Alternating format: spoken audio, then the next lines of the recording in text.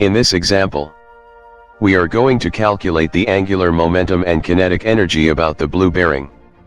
The system consists of a shaft supported by two bearings and two offset identical masses.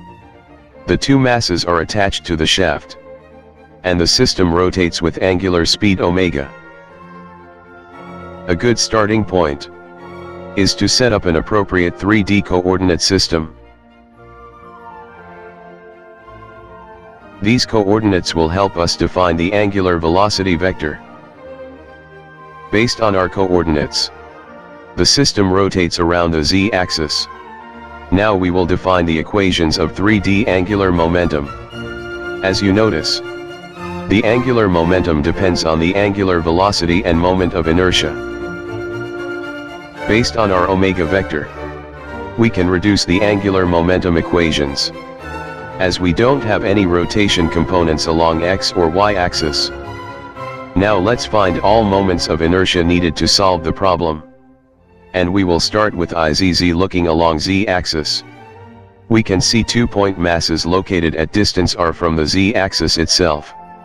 And we will depend on parallel axis theorem to solve the IZZ. Now let's work on finding IXZ. And based on the symmetry along xz plane, then the moment of inertia IXZ will be 0.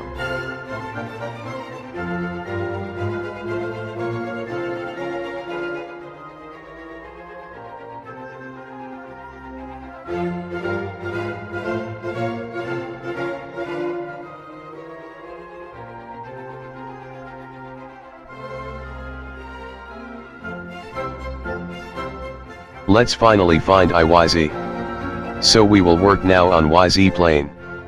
And as there is no symmetry, then I will visualize how to find the value of IYZ.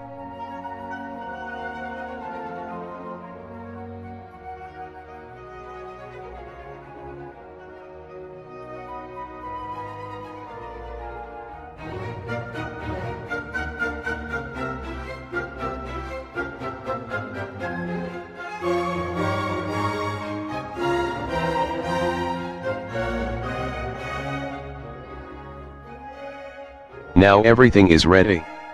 All we need to do is to go back to the equations and fill the values. We can also represent the angular momentum as a Cartesian vector. Finally, we can directly apply the kinetic energy formula to find the kinetic energy of the system.